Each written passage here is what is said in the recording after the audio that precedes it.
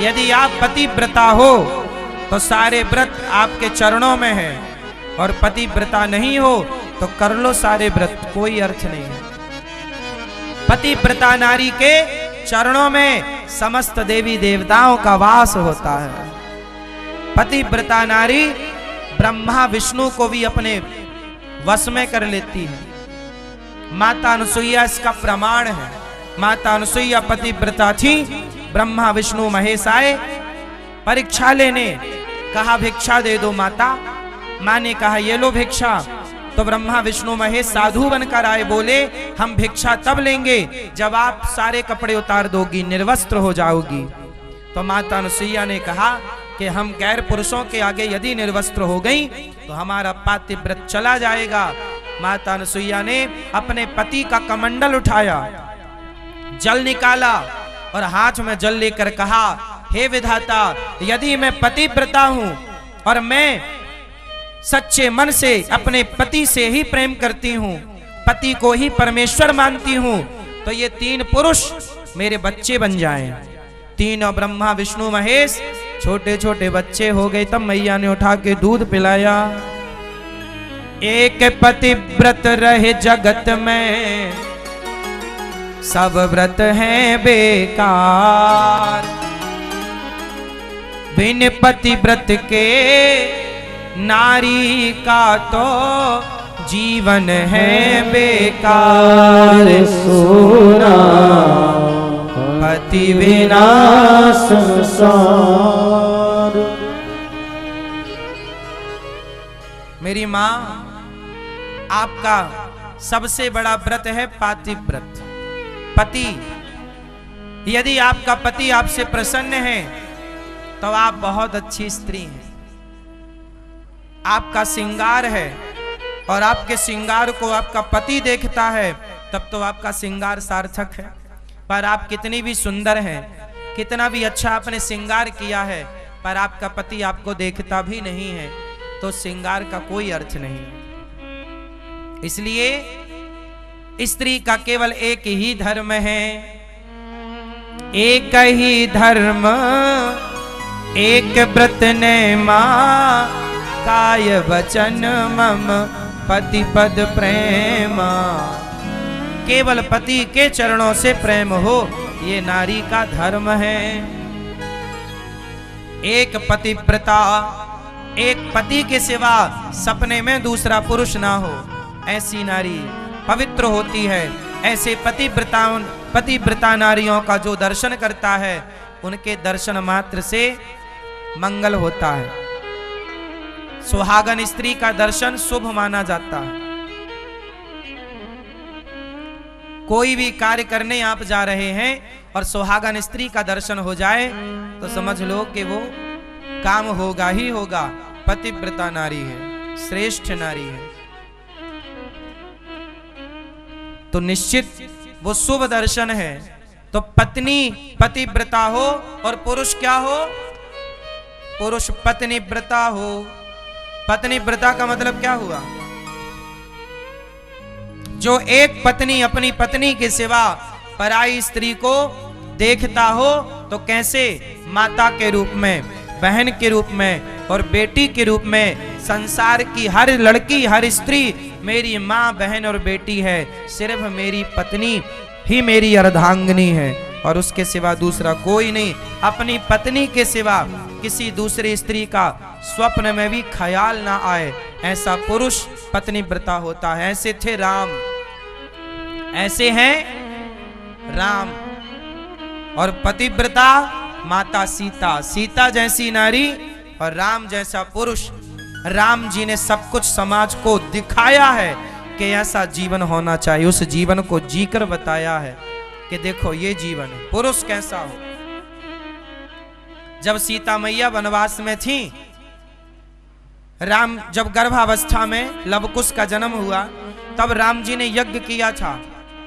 तब राम जी से लोगों ने बोला था कि आप दूसरा विवाह कर लो, क्योंकि बिना पत्नी के यज्ञ कैसे होगा। तब राम जी ने कहा कि मैं दूसरी स्त्री का चिंतन नहीं करता, मैं विवाह नहीं। राम जी के पिता ने जबकि 3 विवाह कर रखे थे, तो राम जी भी राजा थे, कर लेते विवाह, पर राम ने कहा नहीं, मैं केवल अपनी पत्नी को ही अपनी पत्नी मानता हूं, उसके बाद किसी और स्त्री के बारे में मैं सोच भी नहीं सकता।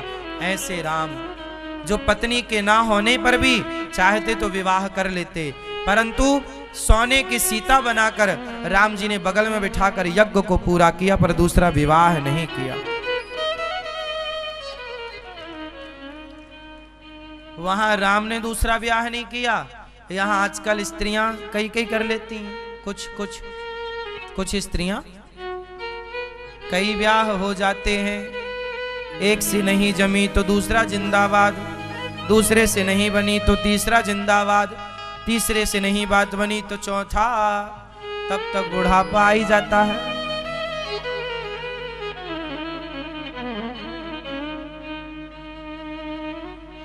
ये स्त्रियों का धर्म नहीं है मेरी माँ। ना तो पुरुष दूसरी स्त्री के बारे में सोचे, ना तो स्त्रियां दूसरे पुरुष के बारे में सोचे।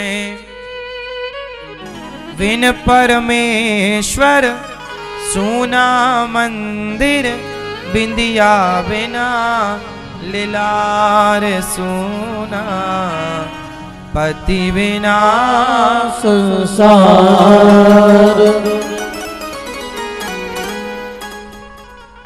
तो पति कौन? भगवान। तुम ही मेरे मंदिर, तुम ही मेरी पूजा, तुम ही देवता हो, तुम ही देवता हो।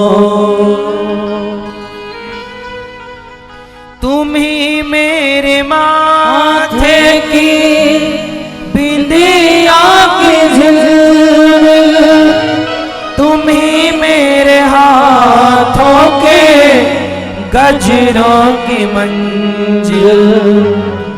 मैं हूँ एक छोटी सी माटी की गुड़िया, तुम ही प्राण मेरे, तुम ही आत्मा हो। तुम ही मेरे मंदिर, तुम ही मेरी पूजा, तुम ही देवता हो, तुम ही देवता हो। पति कौन होता है मेरी माँ? परमेश्वर। पति कौन? इसलिए पति की सेवा, पत्नी का ख्याल। गृहस्थ आश्रम बहुत अच्छा है, भगवान को ढूंढने मंदिर नहीं जाना है। आप मूर्तियों में मूर्तियों में भगवान देखने से पहले आप इंसानों में भगवान को देखना स्टार्ट कीजिए। इंसानों में, पति में, पत्नी में, माता में, पिता में, बच्चों में, गुरु में, पहले भगवान इंसानों में देखिए। जो इंसानों में ईश्वर को देख सकता है वही पत्थर में भी ईश्वर को देख सकता है। जिसे अपनी माता में, पिता में ईश्वर का दर्शन ना हुआ, उसे भला पत्थर में क्या दर्शन होगा? समझ में आई? इसलिए रिश्तों को बेहतर बनाओ। रिश्तों को क्या, आप में से कितने लोगों के रिश्ते बहुत अच्छे हैं पति पत्नी के? किन के रिश्तों में कोई खटास नहीं, कोई कड़वाहट नहीं, कोई लड़ाई झगड़ा बहुत बड़ा नहीं? किनका जीवन सुखमय है गृहस्थी का? जिनका है वो हाथ उठाएं। और किनका जीवन गृहस्थ में परेशानियों से गुजर रहा है? पति पत्नी की लड़ाई झगड़ा, एक दूसरे को नहीं समझ पाए, ऐसा कौन कौन है? किनके जीवन में ऐसा है? आपका?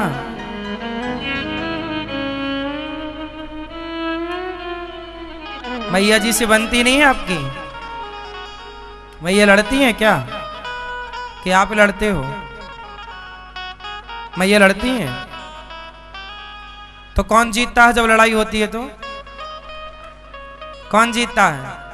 मैया बहुत लड़ती हो पति से? नहीं, सब तो कह रहे हैं लड़ती हो। तो कौन जीतता है जब आप दोनों की लड़ाई होती हो? तो है ना? मैंने सुना है कि बुढ़ापे में ज्यादा प्यार होता है। सही है क्या? सुना है, पता नहीं। मैंने सुना है कि जवानी से ज्यादा पति पत्नी में प्रेम बुढ़ापे में बढ़ता है। ये बात सही है क्या? क्यों ऐसा क्यों होता है बताओ? क्यों होता है? क्योंकि सारे ऑप्शन खत्म हो जाते हैं। इसलिए अब जाए तो जाए कहां? तब चल तू ही जिंदाबाद। जब तक उसके हाथ पांव चलते हैं तो पत्नी को खूब आंखें दिखाता है। रिश्तों में यदि समर्पण भाव आ जाए, पत्नी समर्पित हो जाए पति में और पति समर्पित हो जाए पत्नी में, समर्पण यदि आ गया तो आपकी गृहस्थी बिंदास चलेगी। आजकल क्या समस्या है? समर्पण नहीं है। पत्नी का समर्पण नहीं हो पा रहा है, पति का समर्पण नहीं हो पा रहा। समर्पण कैसा? समर्पण कैसा?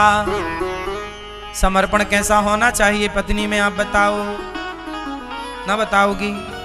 मत बताओ भैया, बताओ। समर्पण होना चाहिए पत्नी का कैसा? क्या होता है समर्पण? कैसे होना चाहिए? नहीं, तभी तो आप लोगों की लड़ाई झगड़ा चलती रहती है, तू मैं करते गुजरती है, क्योंकि आपको फॉर्मूले पता नहीं है, जिंदगी जीने का मतलब ही नहीं पता। इसलिए लड़ते लड़ते कट जाएं रस्ते, ऐसी चल रही है आपकी। कैसे होनी चाहिए समर्पण? मैं आपको बताऊं कैसा समर्पण होता है पत्नी का। पत्नी ऐसे समर्पित हो जाए कि पति की खुशी पत्नी की खुशी बन जाए, पति का दुख पत्नी का दुख बन जाए। और पुरुष का समर्पण भी मेरी पत्नी की प्रसन्नता ही मेरी प्रसन्नता होनी चाहिए, मेरे पत्नी का दुख ही मेरा दुख होना चाहिए। मेरी पत्नी जो चाहती है वो मैं करूं और मेरा पति जो चाहता है वो मैं करूं। मेरा पति जिसमें खुश है वो कार्य मैं करूं, मेरी पत्नी जिसमें खुश है वो कार्य मैं करूं। मैं ही खुश रहूं, तुम्हारा ख्याल ना रखूं, ऐसा नहीं। समर्पण मतलब आपकी खुशी मेरी बन जाए और मेरी खुशी आपकी बन जाए। ये समर्पण जहां आ जाएगा, पत्नी बोलती है जी मैं चाय पीऊंगी, सुनो, पत्नी बोलती है कि मैं चाय पीऊंगी, पति बोलता है मैं चाय नहीं पीऊंगा,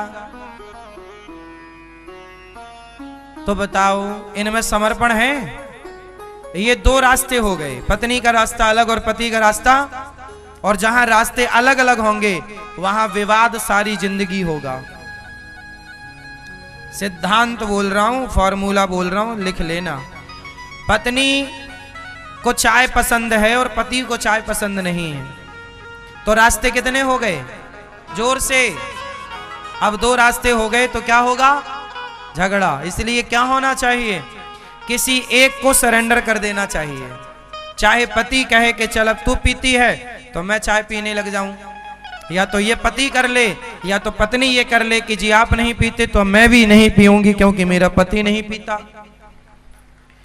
एक को समर्पित होना पड़ेगा, चाहे पति हो जाए चाहे एक को आत्मसमर्पण। यदि ये भावना है कि जी मैं तुम्हारे हिसाब से, तब तो वो प्रेम है, तब तो वो गृहस्थी उत्तम है, तब तो बिंदास चलेगी। और जहां नहीं जी मैं ही करूं, तुम मेरे हिसाब से चलो, पति मेरे हिसाब से तुम चलो, पत्नी मेरे हिसाब, जहां मेरा हिसाब किताब आया वहीं रिश्तों की 12 बज जाती है, वहीं रिश्तों का सारा सुख खत्म हो जाता है, वहीं रिश्ते फिर बोझ बन जाते हैं। फिर रिश्ते क्या हो जाते हैं? क्या बन जाते हैं? बोझ बन जाते हैं। फिर स्वाद चला जाता है, जैसे ज्यादा नमक डाल देने से सब्जी दाल का स्वाद चला गया, ज्यादा शक्कर डाल देने से खीर का स्वाद चला गया। बोलो हाँ। ऐसे ही जब आप एक दूसरे में समर्पण नहीं करती तो फिर पति पत्नी का जो रिश्ता है उस रिश्ते का स्वाद चला जाता है, फिर जीवन फीका हो जाता है। और जहां फीका आया वहां तू मैं सारी जिंदगी बनी रहेगी। फिर तो आप रिश्तों को जिएंगे नहीं, ढोएंगे।